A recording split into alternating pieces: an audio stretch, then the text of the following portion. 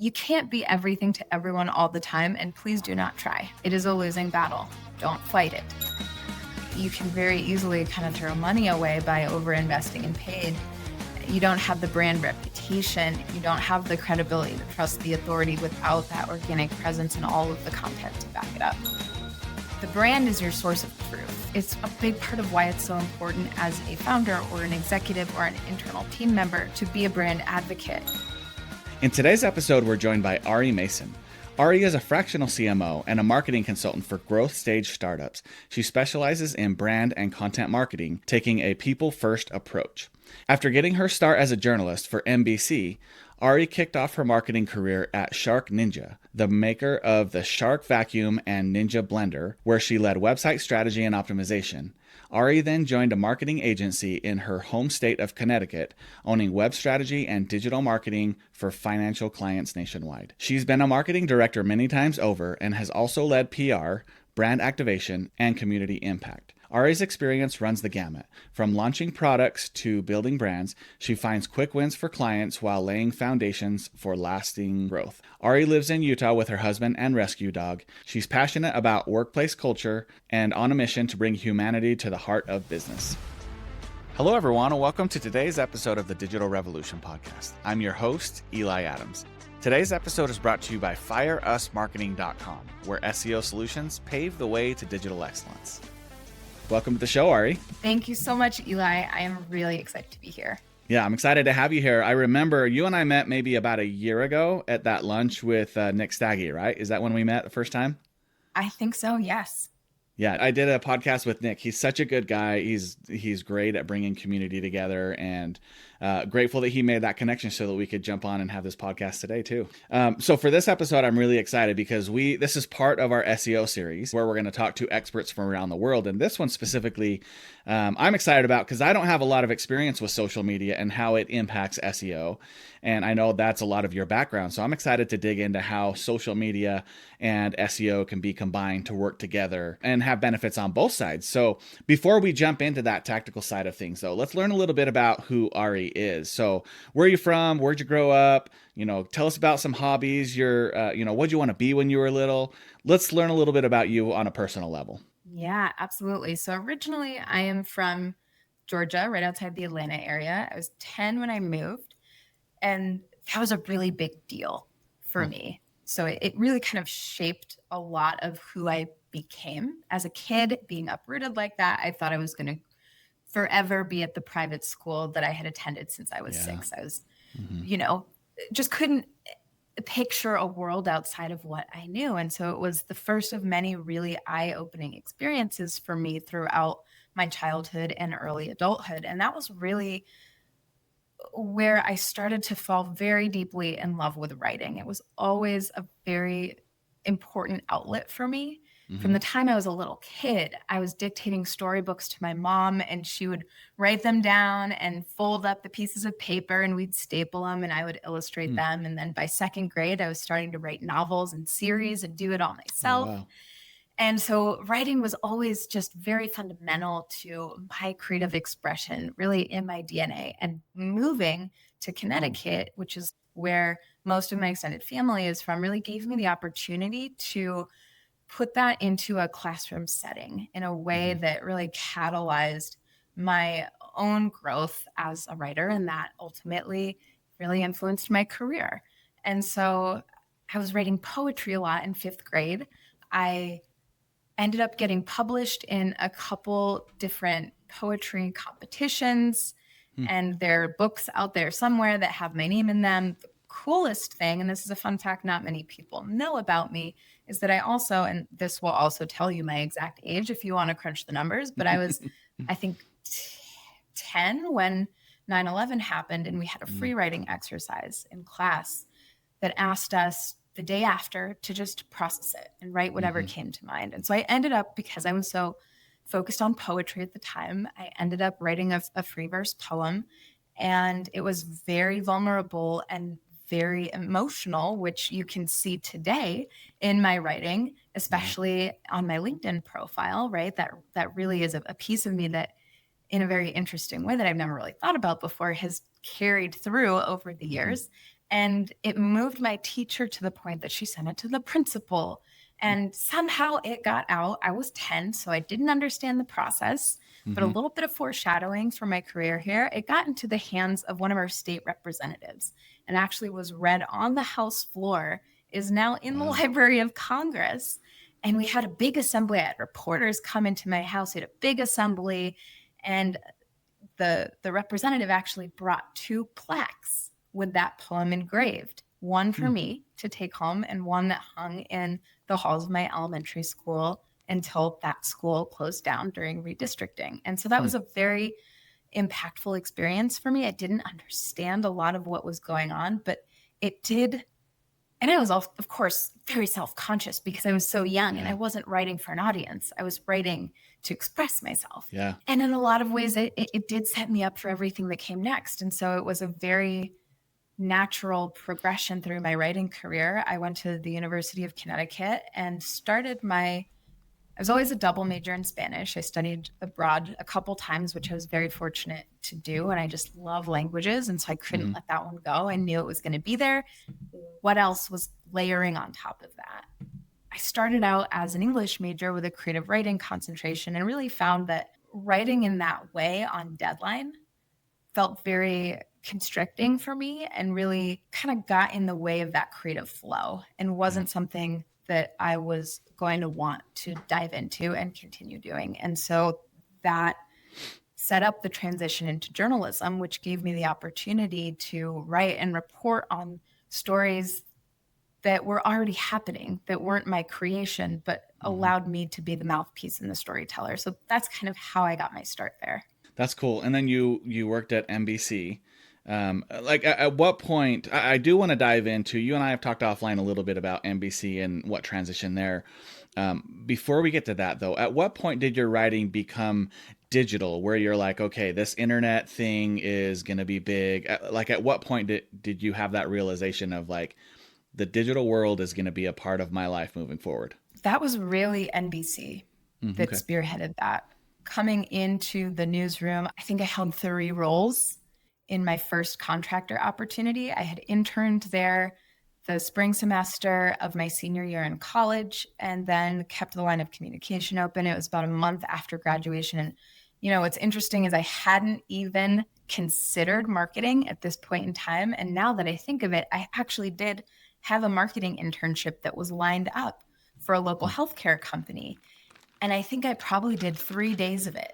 And there were just a lot of things that weren't working in that environment, in the role. It was the first intern they'd hired, very unstructured. I didn't have sort of clearly defined responsibilities. There was a lot of sitting on my thumbs and wanting to help. And anybody who's ever managed or mentored anyone knows that it does take a dedicated chunk of bandwidth to be able to train and mentor and manage another person, particularly a junior employee. And when you're not able to carve that out, it's hard for that person to be successful. So that's a lot of what I experienced. And I wrote off marketing at that point in time. I didn't even think about it for another few years. And so that was when I started at NBC. And I was, in addition to helping produce the on-air newscasts, this was NBC Connecticut at this point in time. I did move over to New York City where I was covering national, international news. NBC Connecticut, where I got my start, was mostly a local focus, but there's some big things happening like the Sandy Hook school shooting. There were a lot of, the shooting had happened a couple of years prior, but there were a lot of developments in the trial and the case that crossed my desk. And I remember sitting there with a printout, reading the report, thumbing through it, trying to get the comprehensive analysis up before anybody else, because you're always competing to be first. Yeah. And so all of that, which became more specific to digital coverage over the course of my time at NBC, when I really entered into a web editing role and left my role juggling in the early days of my career there, I really started focusing on digital writing and reporting, managing the website. This was pretty preliminary for social media. So you really just had Facebook, but it was a huge platform for us at the time to get breaking news alerts out as well. And mobile apps were just kind of becoming a thing. We did have an app. So in addition to posting the breaking alerts on Facebook and also Twitter, Twitter was really up and coming at that point in time as well. And I think I still have my blue check mark on what's now X from my days Nice. as a journalist, because I never changed my email. Don't tell. We're telling the whole world. I'm not ashamed. But anyway, that was really the beginning of it, was covering everything across platforms digitally, with the website and the app being those primary sources of delivery. And there is such an immediacy. It was a very interesting time in journalism, because there was a part of me that wanted to be a photojournalist. I've had a lot of creative pursuits over the years and worked as a freelance photographer when I was in high school and college, and was really told photojournalism is dying. And that was an accurate prediction, because now we see multimedia journalists, digital journalists, a lot of user-generated content, and there isn't the space for that kind of newspaper reporting or those staff photographers at the local news level. You still got them national, international, especially for big breaking news, but the whole landscape has really evolved and obviously continues to. And so that was kind of how I got my start in digital. That's awesome. And so then now you're at NBC, and you talked to me offline a little bit about some of the reason that you left. And before you get into it, I think it's very important that people understand, when we talk in SEO about keyword research, part of the reason is to, obviously get attraction, get those clicks and stuff. But what you went through and your sort of realization at NBC was really on that negative side, right? And I think it's apparent to see in social media these days, when people jump on, they'll see a headline and then they'll share it, like without getting the context or anything. The headline is juicy, it's negative, it's whatever, and they'll share it without the context of the full article. But dive in a little bit, tell us sort of that journey, and how that impacted you long term.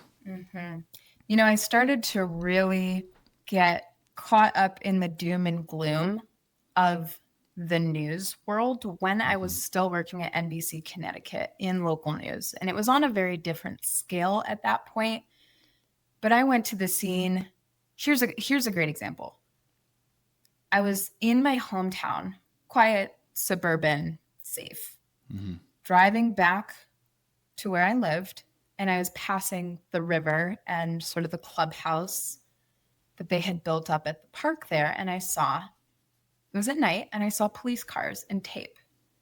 And because breaking news was so second nature to me at that point, my thought wasn't, oh gosh, something bad happened, I wonder what it is. It was, oh good, something bad happened, I wonder what it is. Because there is this urge and this instinct to chase these breaking news stories. And you can dive, pretty deep into the psychology here, but the fact of the matter is that those kinds of stories grab a lot of attention.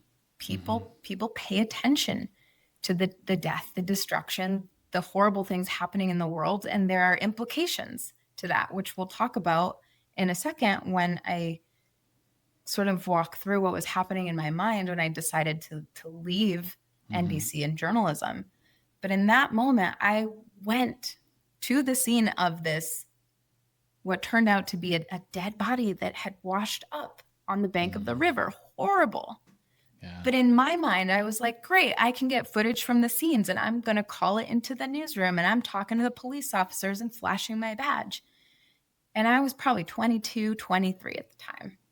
So this set the tone for what happened on a much broader scale when I got to New York. And I was focused not just on house fires and local crime, and there was a lot of that. I had some pretty tough moments that I witnessed firsthand at the scene of these horrible things that happened in local news. And that was amplified, particularly on the national, international level. I was covering a lot of breaking news. And this year was very, very emotionally difficult. I think a lot of journalists have this ability to compartmentalize.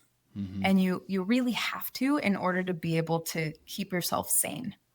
And I was brushing up against the boundary of that for a long time. And then the levee broke, and I started to feel all of the things all at once. And it was very overwhelming emotionally. And there was a lot of grief associated with it. Yeah. And it took me quite some time, but I did recognize in talking to, the employee assistance program and therapists that there was a PTSD component to that, even though most of the time I was behind the computer and not out in the field when things like the Paris attacks were happening. I was behind the scenes, even Boston Marathon bombing, vetting out the pictures, all of the unfiltered content from the reporters who were there, from the people who were there, deciding what are we going to show to the public. And then somehow I ended up on this victim beat. So my role was not just to report the news, but also to tell the stories of the people who died and those who survived them. And Paris was a really, really crystallizing event for me. I found myself going home and scrolling through the Facebook profile of one of the women who had died because I just could not separate it. Yeah. And then when the Orlando attacks happened, the nightclub shooting, I was actually visiting a friend in Boston. And that was the first time that I got called in very early in the morning, right when the news broke. And I had to say no, because it would have taken me 5 hours minimum to get back from Boston to Rockefeller Center in New York City. So it was the first time that I watched the coverage play out on television instead of being the one reporting it. And it was a very different experience for me because I didn't have the adrenaline of being in the heat of the moment and responsible for the coverage. I was party to it. And I just started crying. I absolutely broke down and there was no putting the pieces back together. That was really the decision point for me where I was able to recognize this is not something that I can sustain from a mental, emotional health perspective. And so I did a very brave and scary thing. I've done a few of them over the course of my career, and this was the first big one. And I went back to work and I told my boss, I talked with the employee assistance program, gave it a couple days to kind of feel it out, but my heart was so not in it anymore. And I just felt so broken inside. I told my boss, I gotta be done. I can't sustain this anymore. And so I quit without a plan.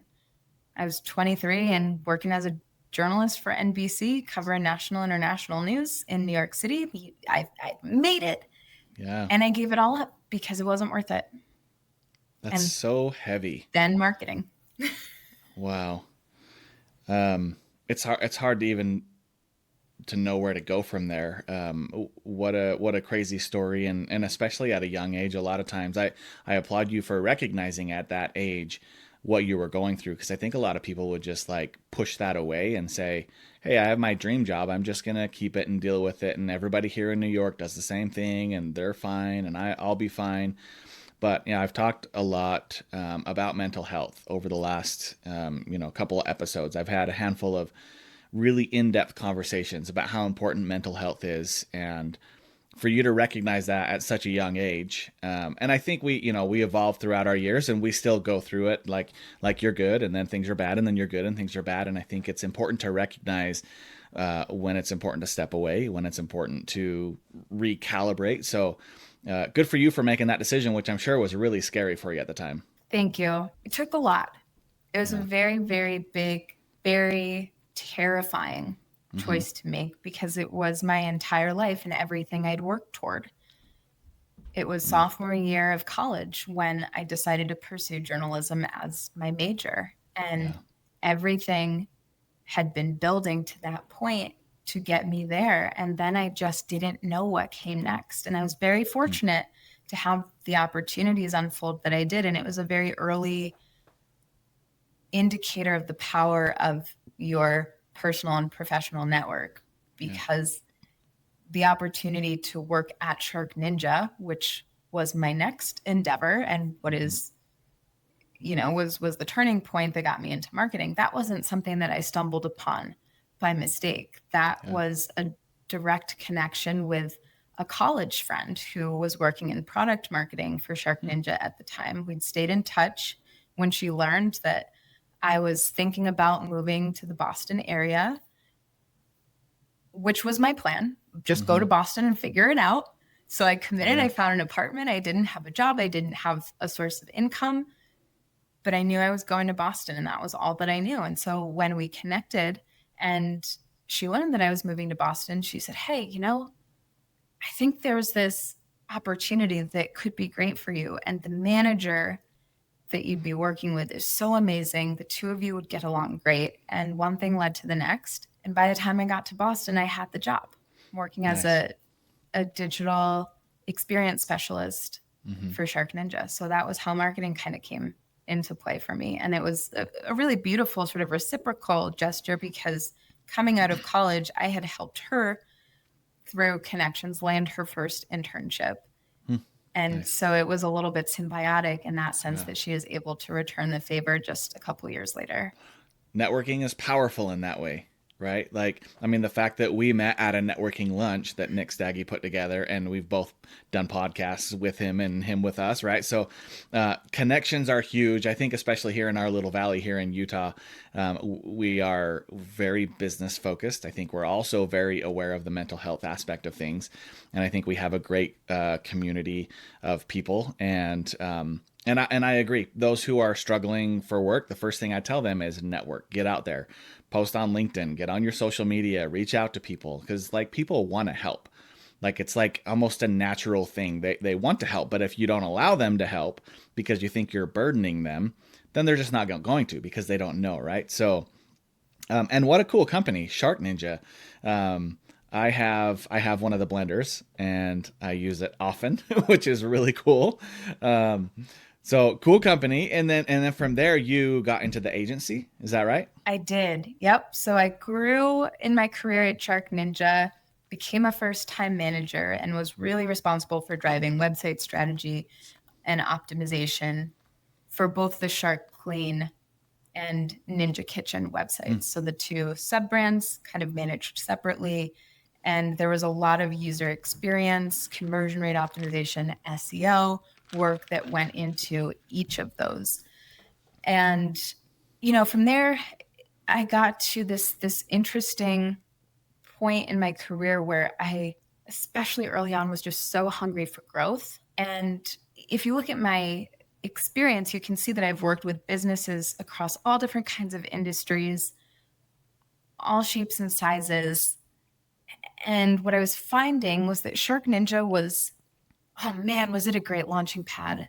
And there's a part of me that has kind of, in hindsight, thought about this and said, are you crazy for leaving that place? mm-hmm, It's almost like you don't know what you have mm-hmm. until it's gone, or you've got the life experience to sort of learn and understand that perspective. And this is Yeah. something that I've worked with my own direct reports to kind of impart some wisdom around is, understanding every place is going to have its good, its bad, its, cost, its benefits. It's just like human beings. Mm-hmm. We're all imperfect. And you've got to look at your personal and professional priorities, your values, and find alignment where you can. And there's a combination that also sort of evolves and changes over time that is going to be really supportive and really expansive for you. And I just reached a Yeah. point in my career where I was ready to grow more. And a lot of what I was finding at Shark Ninja was that it was a bit siloed in the marketing department. And so I had developed such a strong background in website strategy and all things user experience. And there were dedicated managers and specialists to oversee all the other aspects of digital marketing, including analytics. Mm-hmm. And for me, the most important thing that sort of underlies everything that I do, the strategies that I build, is that context. I really Mm-hmm. have always craved the ability to see that big picture, understand how different parts fit together, and that coalescence of your different functional areas. So this agency opportunity was one, not just a chance to move home, and it was actually in my hometown, which was not planned, Mm.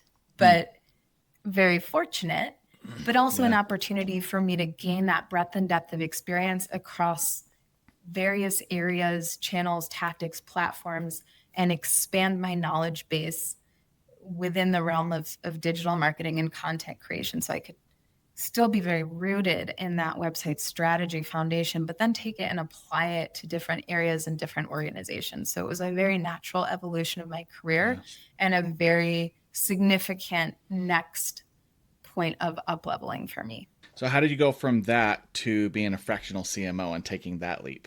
So a lot of steps along the way. To make a long story short, all of my experiences have built on one another. I actually moved out to Utah. I'm a rock climber, and Utah is the #1 destination in the continental US for outdoor rock climbing. So it was an employment opportunity that brought me out here, and just kind of right thing at the right time. Got the job offer 3 weeks later. I was in a U-Haul moving across the country. It was very much a whirlwind experience.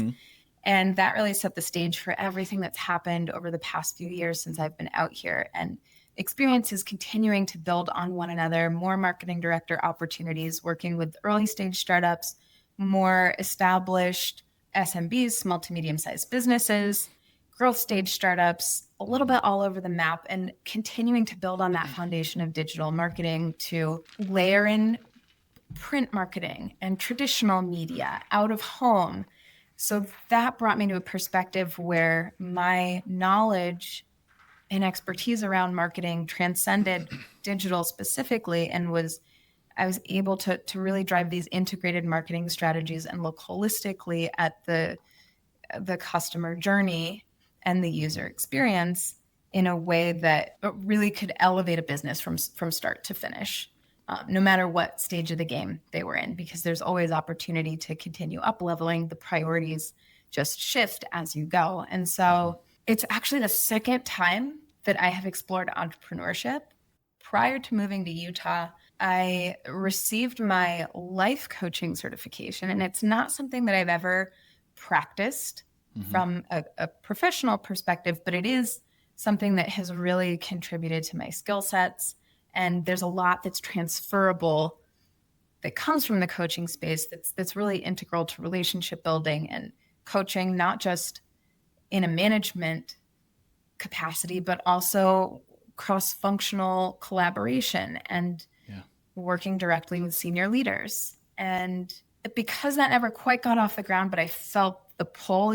We talked offline about the coaching industry the other day, and that's a separate podcast.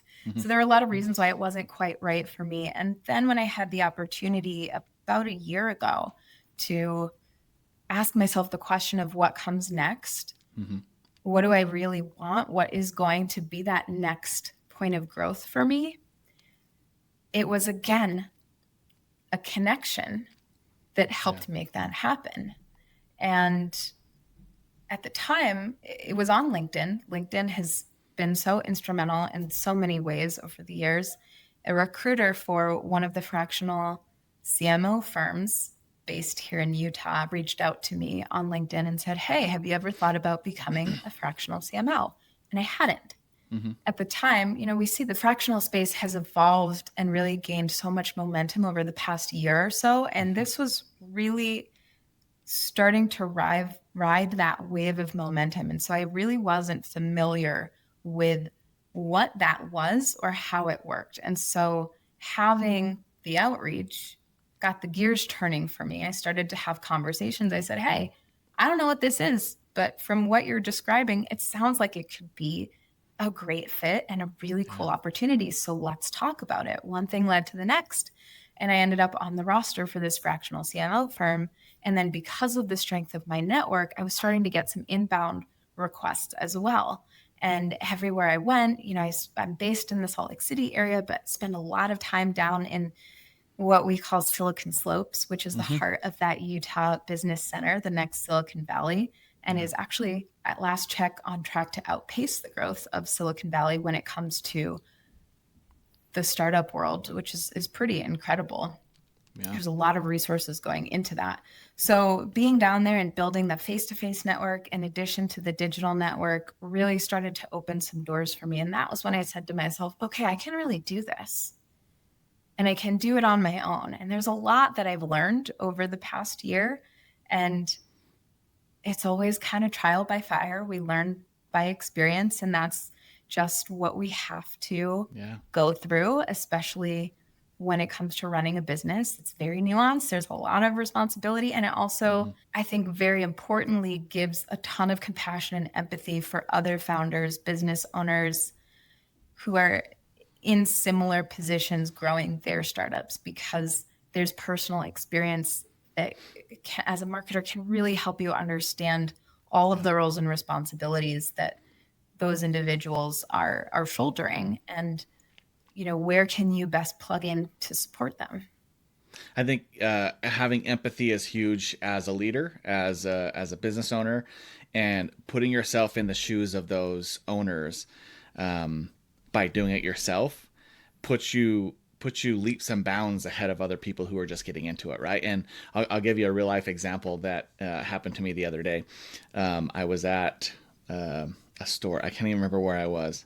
Oh, I was at J Dog's, and I was getting some food, and one of the teenagers that was behind the counter making the hot dogs, she leans over to one of the other coworkers and she goes, "I can't believe parents give iPads to these kids when they just cry. When I'm a parent, I'm never going to do that."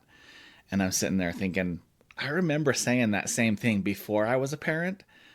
And of course, I don't want to just throw electronics in front of my kids, right? But they don't understand what it's like to be a parent until you're actually a parent, right? And it's easy to judge when you're not in that position. And it's easy to make assumptions of how easy it would be if you were in that situation. I think the same thing applies in business. You look back at your career and you see these bosses or these leaders that are always stressed out or coming down on you for one reason or another. And once you get into that leadership position, you sort of have empathy for that person. You're like, okay, I get why they were doing that. In fact, I heard something on a podcast the other day. I think it was Ed Milet said the transition of your parents is there's 3 different phases. The first one is you worship them. You're like, they can never do anything wrong. When you're young, you live there. The second is the judgment phase, where you move out and you're like, oh my gosh, why'd they do it this way? Right. And then the third phase is once you become a parent, you humanize them and you have empathy for what they went through. And I know that's 3 different tangents on that, but I think it all kind of relates back to being a good leader, being a good boss, putting yourself in other people's shoes, and really not judging. Stop judging people. If you're not in that position, stop judging them until you get in that position and you understand what they're really going through. Yeah, I love all of those stories. And I do think that those are great examples of that concept. It can be, especially in a cross-functional environment as a marketing leader, and particularly in the realm of organic and brand marketing and content, there's a lot to say, and we'll get to some of it. And I know from experience that it can be very frustrating when you've got your priorities to drive forward. And of course, they should always correlate to your broader business objectives. That is incredibly important to your individual success, your team success, and the collective success of the organization. And at the same time, especially when I was young in my career, there was a lot of frustration around, okay, well, I know that this is the right decision to make for XYZ reasons because I'm seeing it from the consumer perspective, and really putting on that outside lens. And as you mentioned, and I actually contributed, funny enough, to one of those AI collaborative articles on LinkedIn in brand management yesterday that said, okay, what do you do? How do you get buy-in from stakeholders when you're developing your brand management strategy? And my contributions really center around this point that, I'm making here, which is that you've got to understand the context, because there's a lot of additional factors and other considerations that those stakeholders and senior executives are taking into account that you may or may not have visibility into. You may or may not understand it in the same way. And that's why it's so important to, be a part of those conversations around business objectives, have that understanding and that transparency from leadership around what's happening on a macro level for the business, so that you can take that context and apply it to your objectives, and also have that understanding when you're receiving feedback and input that, okay, here's a caveat.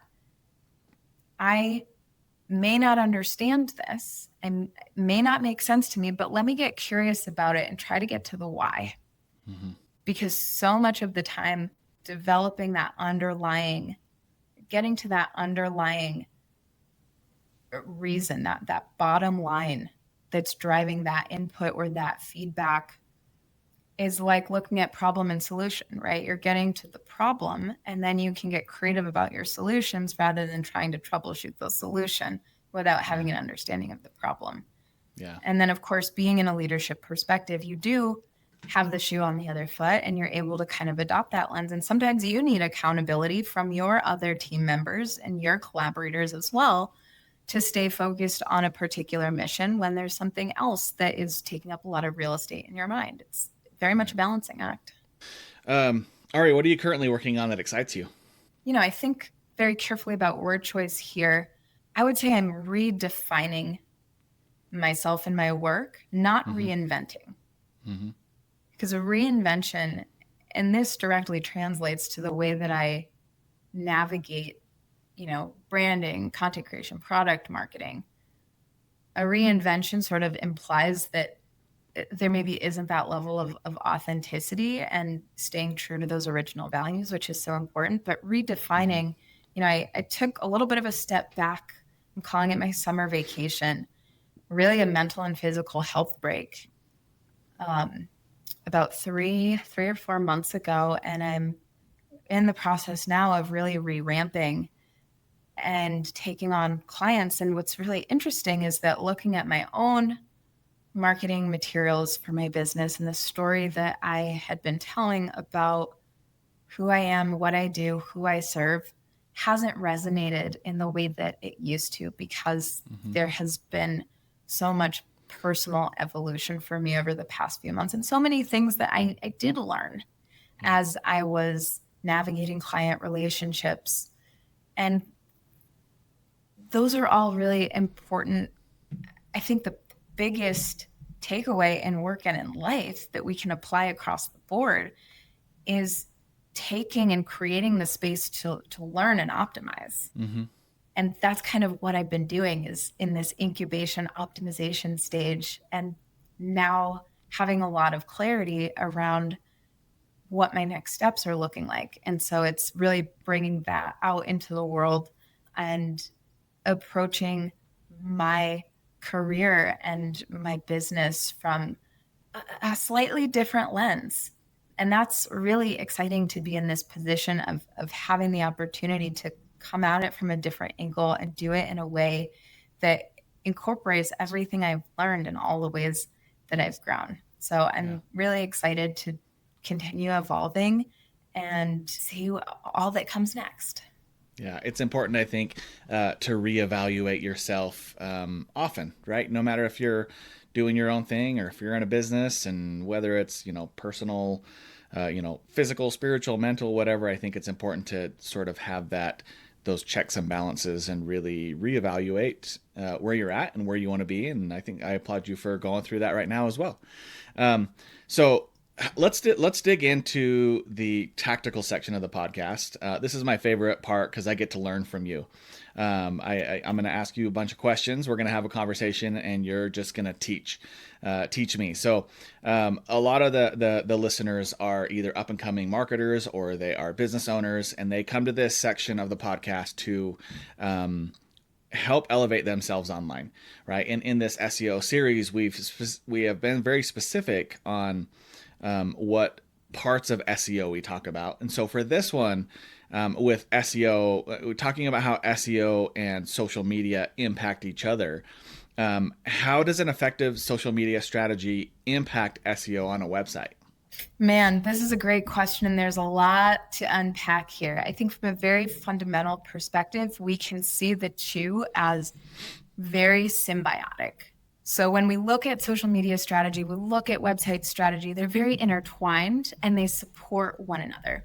Okay. From the perspective of social media, and we are seeing, there's two conversations when it comes to SEO and social media. One of them is, what is your on-platform SEO strategy? Because SEO on your social media platform, within the context of TikTok, Instagram, YouTube, what have you, those platform-specific algorithms and SEO strategies are becoming more and more important. And I think from a fundamental perspective, and really where we're going to focus this conversation, is how does what you do on social media supplement and elevate your SEO efforts on your brand website and your owned properties? And so really there are a couple things to look at here. One of them is domain authority. And I'd like to define that term. Domain authority is a term developed by one of the leading SEO platforms, Moz. It first surfaced several years ago. It is not an official measurement that Google uses to evaluate its website ranking considerations. And that said, it's still very, very widely used. There is a lot of overlap between the things that go into your domain authority and the things that impact how you show up on those search engine results pages or SERPs. And we are talking specifically about Google here. There are other search engines, Sure. and AI is another conversation. As we know, Google is the most dominant search engine right now, and so that's where we're putting a lot of our attention. So domain authority is basically your single metric measurement for the likelihood of your website to rank on that search engine results page. There's a lot of analytics metrics that you can break down on site, social media. This is a great high level kind of macro perspective to look at directionally.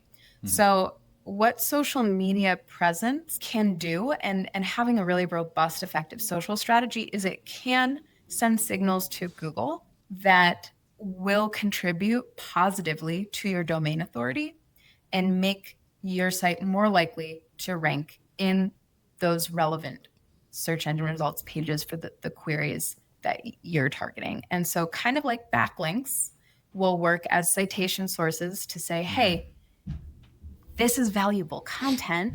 We're going to elevate this in search results because people are benefiting from this. They're talking about it. They're engaging with it. Social can do the same thing, where it's adding data points to that kind of big picture look at your website and pointing back to it and saying, hey, this is valuable. People are finding merit in this. One of the important things to consider when we're thinking about social media and website SEO is that your linking strategy is really, if you've got to understand how social media linking does and doesn't impact your bottom line SEO. Links, it's great to include links in your posts, your comments, obviously very dependent on platform, and there are very unique strategies on each of those based on the current algorithms and the way that everything is working. And there's a lot of question marks, and people complain about algorithms all the time. They're kind of this big secret, and there's a lot of analysis on each of them, but there are best practices. And so that strategy differs based on platform. What does carry a lot of weight, and those are typically considered no follow links, which will tell the search engine, don't consider these when you're thinking about how this page is going to rank. And that helps differentiate between an owned sort of official platform and, what's kicking around on social media and conversation. And those are also important. It's great for brand reputation, huge for visibility, for driving traffic.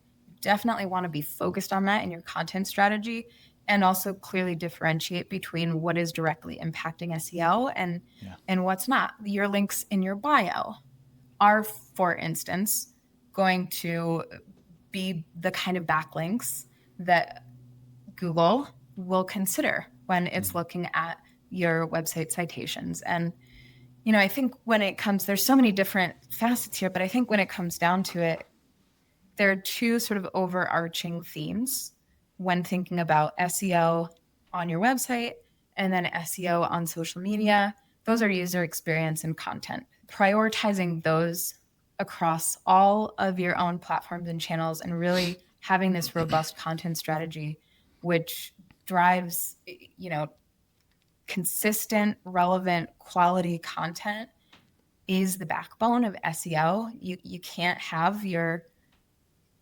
content strategy be successful in elevating SEO if you don't have this underpinning of technical SEO, which we can talk about in a couple minutes. And content is really the greatest driving force behind elevating your SEO strategy. So thinking about user experience, really looking at your strategy from the perspective of that consumer lens and at different stages of intent too. I think, an important thing to delineate between social and search is that social is really a great place for brand discovery.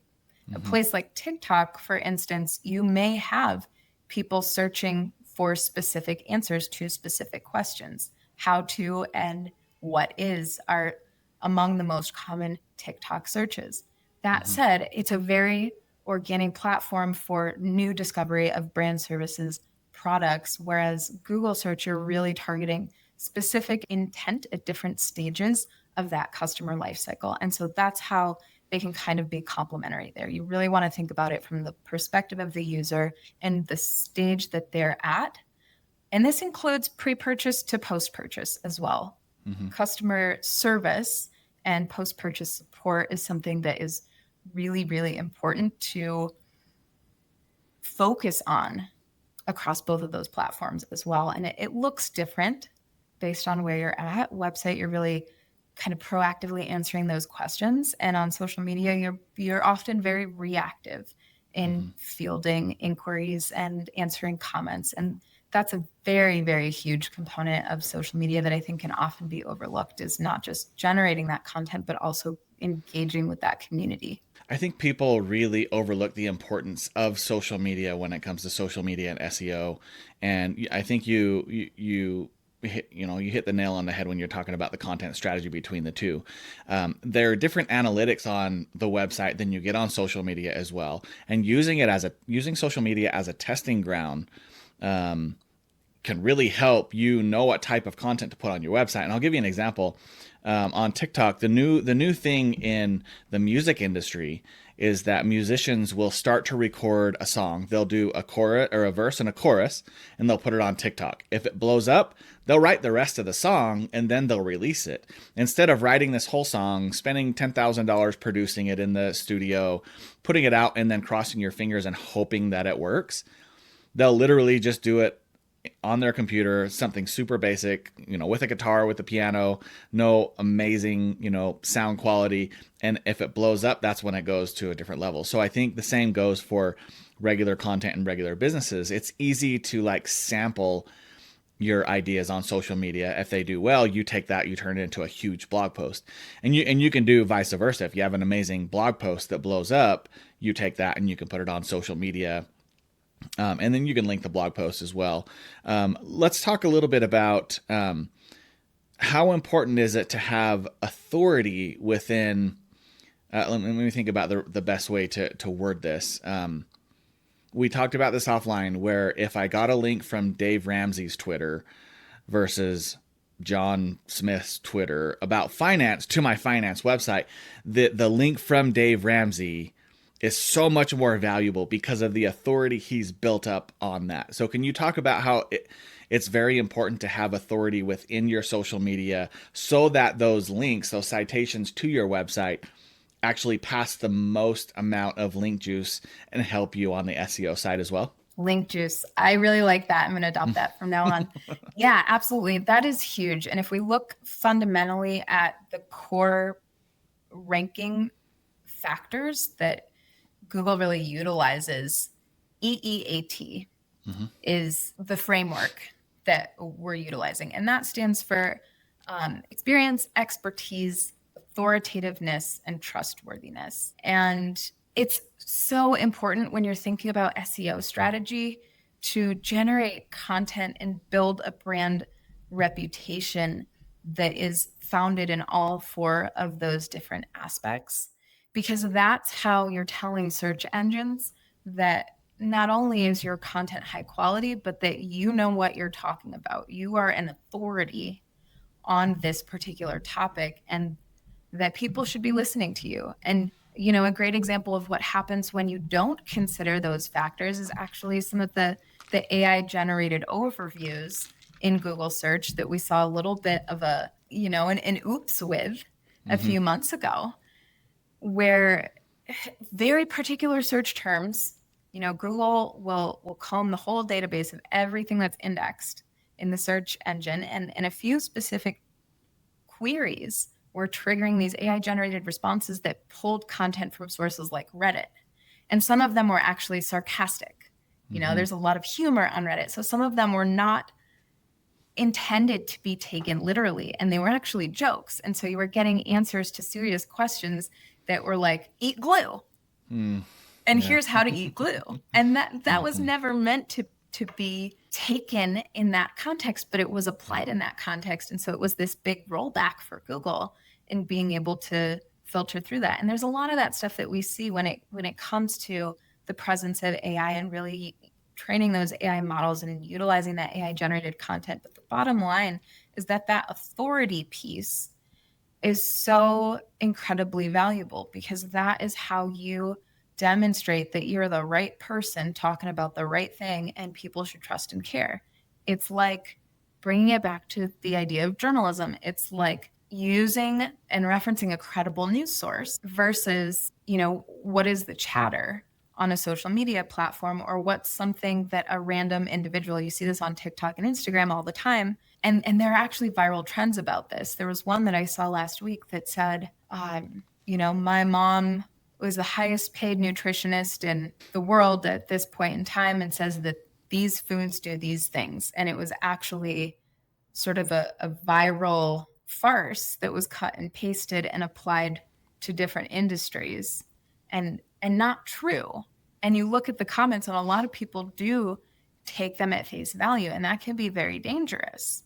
Yeah. And I think an important differentiator for SEO, whether you're looking at social or on site, is that there is a little bit of this long game that you need to play. And to your point, social media is a great way to test and learn, because you do get instant feedback.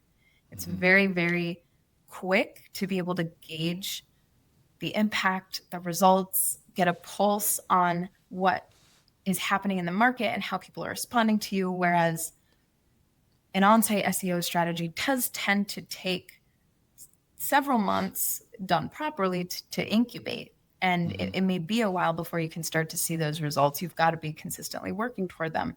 But getting back to the topic of domain authority, when you are linked or referenced by somebody else who has established that same level of domain authority, then that credibility translates to you via the backlink. So that also elevates your site.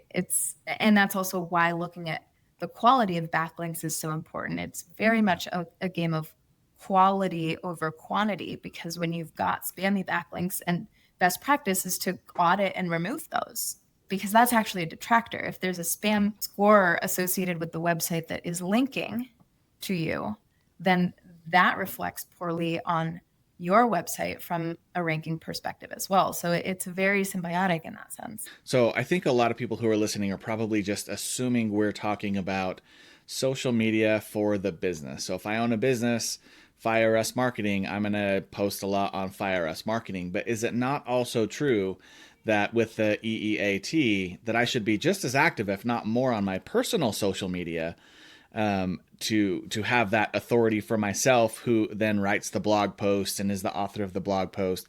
Can you talk through that a little bit? That's a very great point, and important to touch on as well. The brand is your source of truth, and the brand is supplemented by references from individuals. It's a big part of why it's so important as a founder or an executive or an internal team member to be a brand advocate and be very vocal about the brand, because we can think of it this way. The brand gets this bucket of value that is allocated toward SEO ranking and search visibility. And then the other consideration is, what is everybody else saying about the brand, which is huge. And that includes community members as well as team members, founders, right? It's conversation. What's the dialogue around the brand? And that's why it's important for things like blog posts, for instance, to have a byline. And associate your personal profile when you're the author and links to your individual pages with the content you're creating and the brand that you're supporting and writing for, drawing those correlations, having those backlinks, creating that conversation, the more reference points that are positive around your brand that are out in the world across social media and on other websites as well, the more value, credibility, authority, and trustworthiness, these are overlapping here, is allocated to your brand SEO. And so that's also why when we talk about community building and engagement and brand reputation on social media, why it's so essential to be the kind of brand that really invests and nurtures that community, because you're also fostering and contributing to the conversation. And it's also very easy. We think about, in again, tying it to journalism, the bad news is what gets told. Yeah. And so you think about conversation happening out in the world around brand experience, you see a lot of complaints. You see a lot of people, Twitter was the first, a lot of people taken to social media. They're much more likely as well to write negative reviews on Google, on Facebook, on Yelp, on third-party platforms. In addition to having these conversations, they're much more likely when they have a negative experience to go out of their way and talk about it and warn everyone. And that's unfortunate, and it's true. And so to be able, from a communications and PR standpoint, it's really twofold here. One is how you respond to and really address those scenarios. There's a very, very big significance to taking the initiative to own those things and make it right. And doing so when it's a public forum, take it offline, connect with the person who is sharing that negative experience. Because what will happen is you have the opportunity to change their mind. And so often, I read consumer reviews all the time before I buy anything, and people will come back and they'll edit. If they've had a good experience and customer service has been fantastic, and change their mind, they'll come back and they'll say, hey, I'm adding another star to this because although I had a problem, they were awesome and they really helped me out. And I ended up having a great experience. It's the same idea as the feedback sandwich when you're giving feedback to a team member or a direct report. I hate the feedback sandwich because you end up having this anticipation of the negative feedback. It's the idea of, positive, negative, positive. You're kind of shrouding the negative feedback into positive bookends. And it also devalues the positive feedback and people don't remember it. So creating the space to change minds and generate different experiences is a really powerful tool as a brand. And then also being proactive in that community engagement. You get a lot of people answering questions. You've got now 1 in 3 people who are discovering new brands, products, services on social media. According to HubSpot, a study that HubSpot conducted in January found that more than 80% of people were more likely to purchase via social media than from a brand's own website, and about an equivalent number of people more likely to purchase through social media than through a third-party retailer like Amazon. So obviously this is looking at, a consumer brand specifically, but it also really tells you the power of social media. So people are there. The other thing that's really unique to social media is the direct access to the business via DMs, direct messages. And so you've got a lot of inquiries coming in the comments. That's why it's so important to have a social listening tool in place, which allows, it kind of consolidates all of the activity happening on your social profiles, pulls out themes, flags, comments or messages that may be high priority and issues. It evaluates the brand sentiment. So it's very, very powerful for, especially at scale, understanding the high level, much like you have, net promoter score on a website to understand how do people feel about your brand. It's very similar in the application to social media where you're understanding what is that brand sentiment, in the social space. And so being proactive about addressing those comments, answering those questions, responding to those messages, not only now are you getting, in your brand profile kind of tagged in certain circumstances on certain platforms with an estimated response time, which does, especially because digital is so instant now. Yeah. It's got to be as immediate as possible. It's an always on approach, and that can be very exhausting to keep up with. And therein lies the appeal of AI integration into social media support and website support as well. Chatbots we saw, years ago, and those are really evolving in a lot of different ways to help, supplement that human experience. And so key, crucial to recognize that there is no substitute for human interaction. And the same applies to content creation when we're looking at how best to utilize AI. It's a great resource for helping to generate ideas, drafts, pull keywords.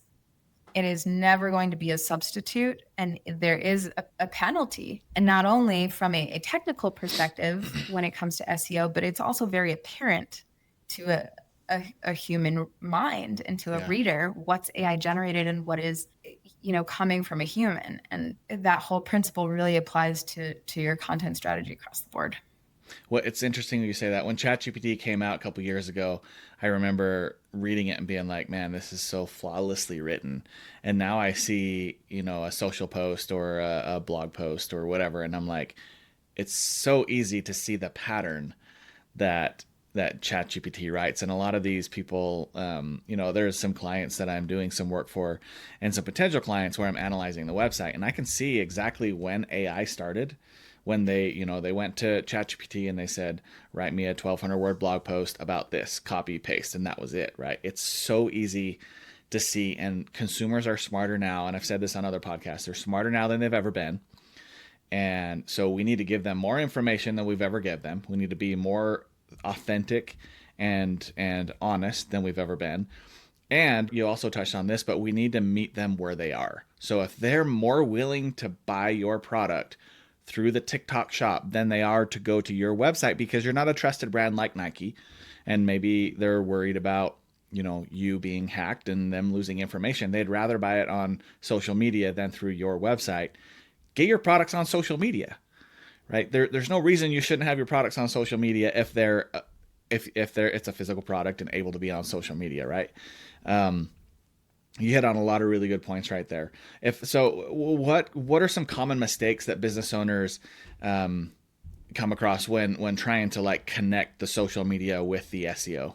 That's a great question. And there are a few different answers here. For simplicity's sake, we can really bucket those again into two different categories, one being content and one being technical. Bottom line, when it comes to content is, having a social media presence across multiple channels, understanding the interconnectivity between your social media platforms and your website. You've got to look holistically at the customer journey.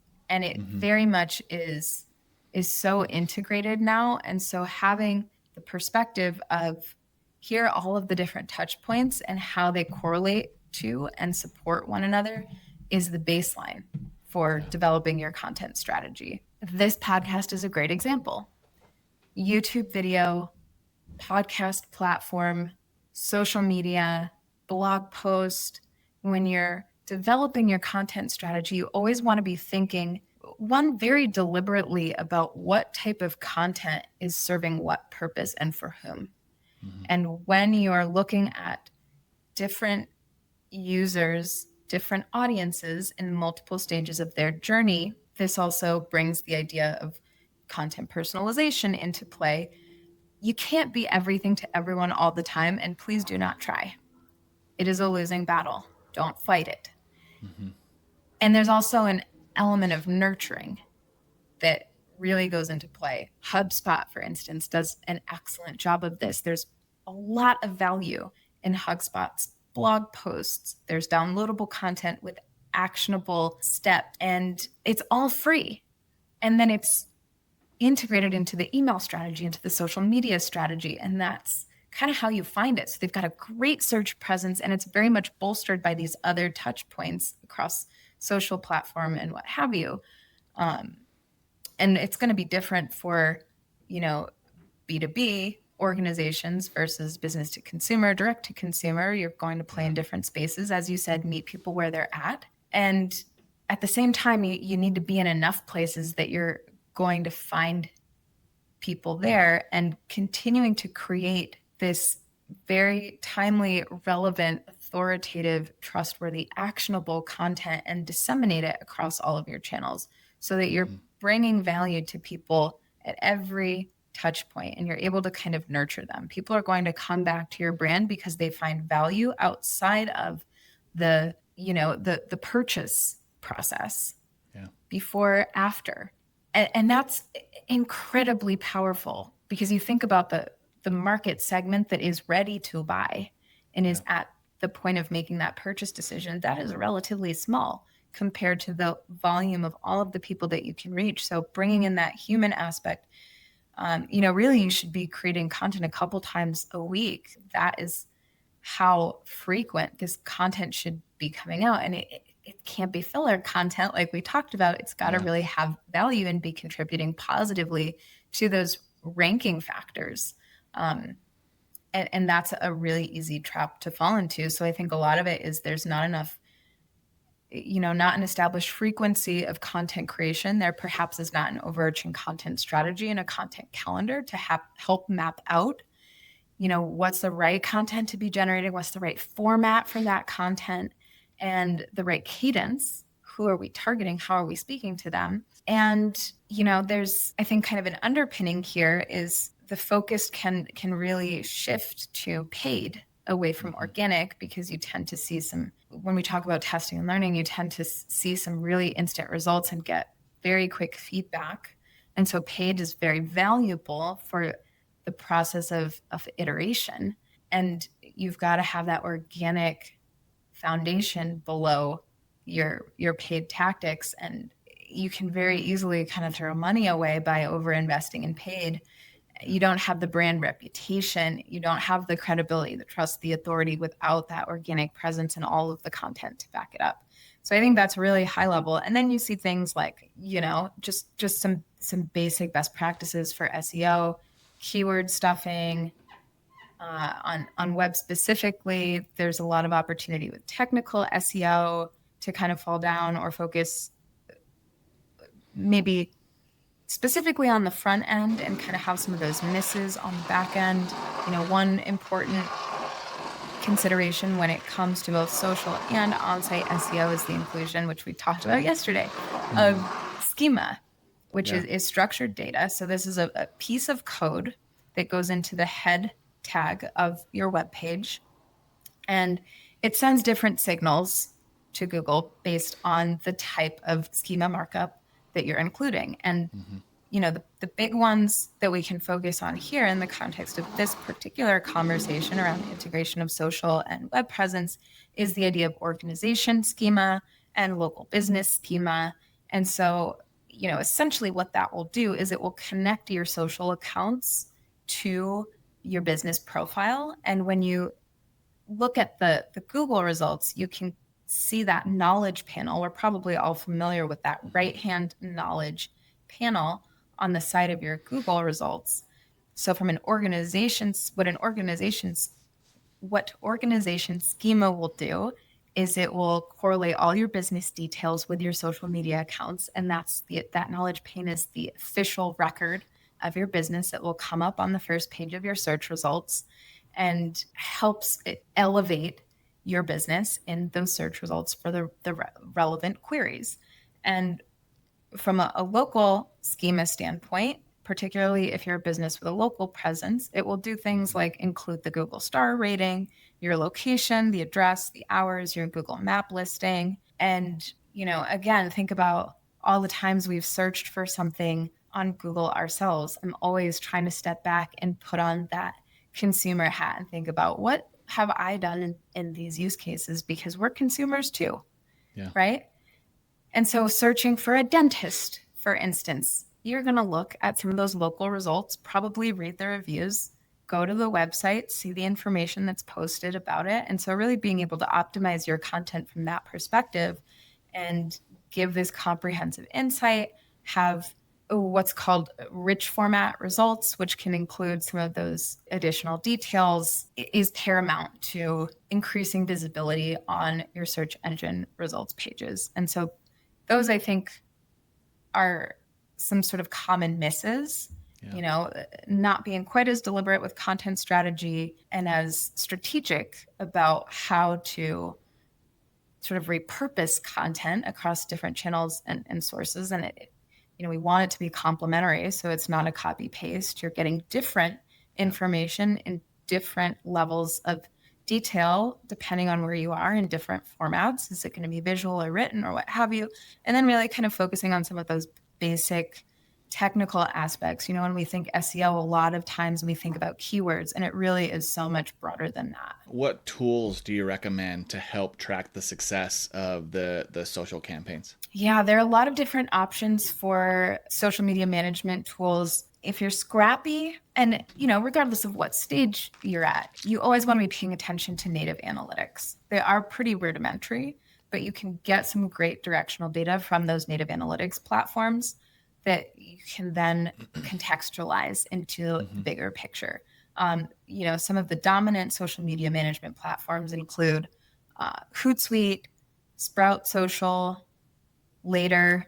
Sprout is great because of the social listening component as well. So it gives you that ability to not only look at your website analytics, but really kind of lean into some of those correlations to SEO where you're understanding the social signals and the brand sentiment and being able to really focus specifically on opportunities around brand reputation and community building. Are there any questions that I should have asked that you can think of that would be valuable to business owners out there listening right now? Man, there's so much we can get into when it comes to SEO. One final takeaway to leave listeners with, I think the critical mindset when it comes to optimizing for SEO is that it's important to be patient. As I mentioned, it is the long game. Yep. And especially when you're in this high growth environment and really looking for some of these instant results, it can be very frustrating and very easy to underinvest in SEO and content. I've seen it time and time again where it really is this focus on, okay, product, service, selling, all about making the sale, and kind of missing that bigger picture of looking at the holistic journey and nurturing those relationships and getting in front of people and building that connection before they're even close to thinking about making a purchase, because that's how you foster loyalty. And, you start with brand recall and then you continue to provide value to them. Going back to HubSpot, I've never been in the market personally to utilize HubSpot as an individual, entrepreneur. And I've used it for clients and been in there, but I knew what HubSpot was. And I was really engaging with HubSpot's content way before I ever went into the platform. Yeah. I knew what HubSpot was for that reason. I was very early in my career when HubSpot's name crossed my path, and I wasn't ever in market personally, clients being in market. HubSpot has become so dominant. Slack has done a lot of the same things, some of these big names, and you see it on the B2B and B2B side. It's not just about the product, it's about the entire brand experience. And so that's really important. So when we're thinking about content creation, engagement, SEO, that's the backbone to your brand and marketing and content strategy. And it really does determine long-term success. If that's not a place that we're investing, we're going to see these quick wins. And it's like building a house without a foundation, right? The rise and the fall, it's very volatile.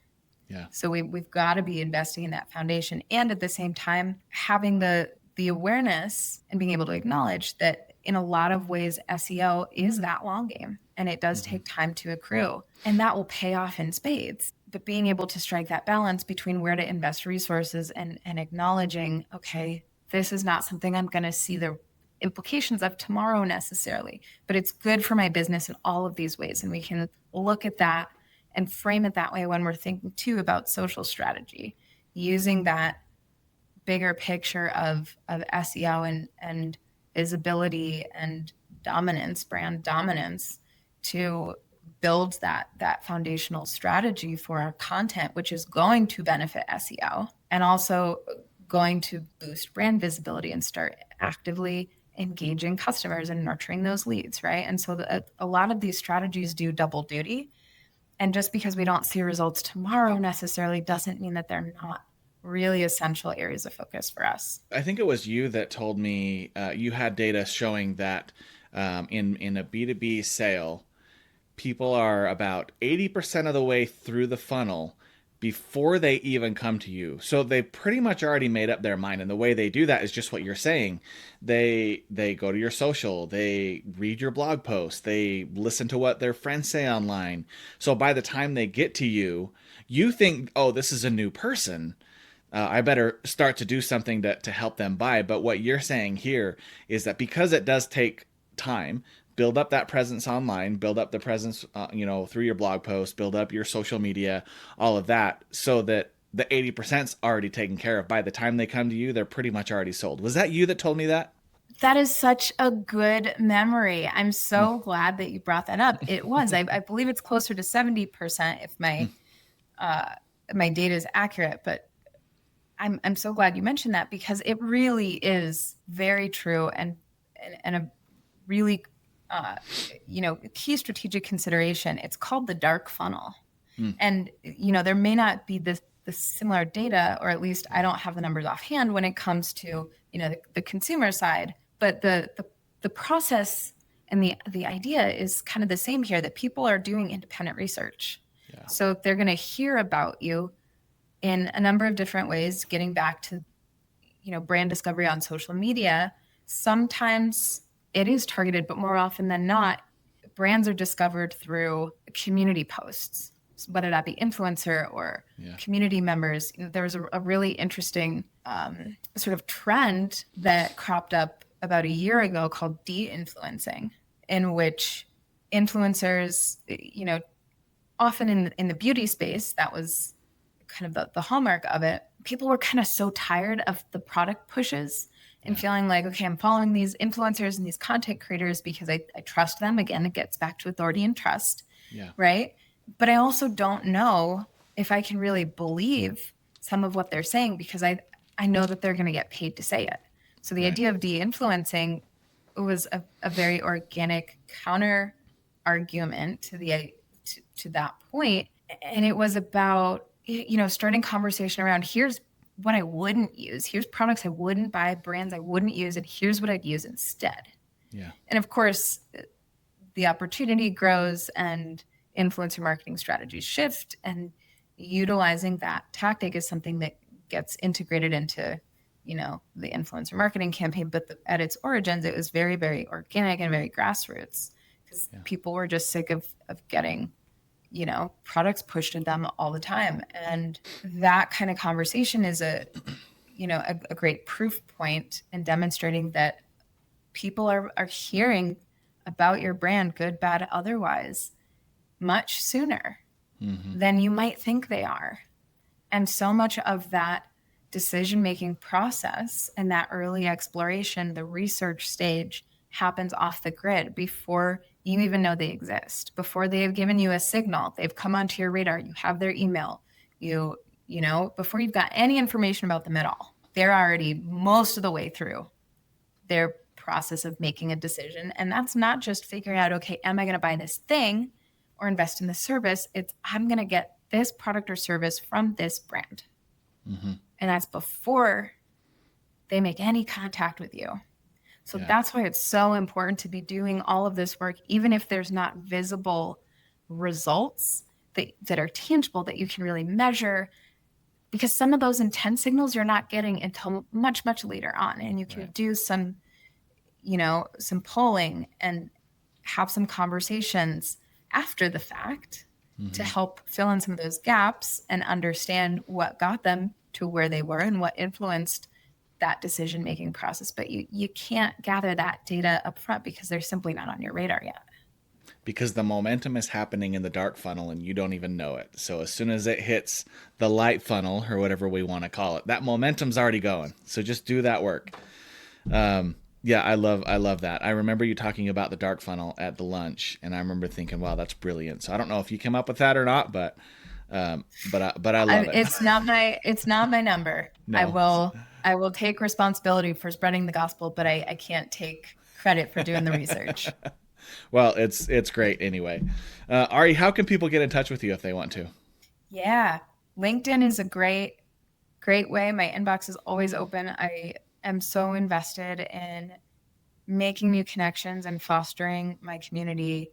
So you can find me at Ari Mason. You can also reach me. My email is very simple, ari@arimason.com. If you head to LinkedIn, you'll find links to all of my stuff, including opportunities to book meetings, reach out via email, check out my portfolio, learn a little bit more about all of the things that make me who I am as a person and as a fractional CMO. Nice. I'll put those links in the show notes as well as the blog post when the episode comes out so people can get in touch with you. Ari, I appreciate you taking the time today and enlightening us with all of your knowledge. I can tell you're passionate about this. I can tell that there's so much more we could actually speak about in regards to not just SEO and not just social media, but marketing. So maybe we'll have you back as a part 2 on a different series talking about something else in the future. But I really do appreciate you taking the time and jumping on the show with us today. Thank you so much, Eli. This has been an absolute blast, as I knew it would be. And as you said, there's so many more directions that we can dive and rabbit holes that we can go down. Yeah. And I'm just very grateful for the opportunity to have this conversation and look forward to maybe future conversations to come. Yeah, absolutely. And to everyone else listening out there, we'll talk to you next week. Thanks so much for listening to the episode today. Listen, I know how valuable an hour of your time can be, and for you to take that busy time out of your day and spend it with us, it really means a lot. If you enjoyed today's episode, please consider liking and subscribing on whatever platform you're on. And don't forget to leave a comment. Tell us what you thought about the interview. Ask us questions. Let us know what other digital topics you'd like to hear about in the future. We're here to add value to your life and elevate your digital presence online. If you'd like some help doing that, reach out to me at fireusmarketing.com. See you on the next one.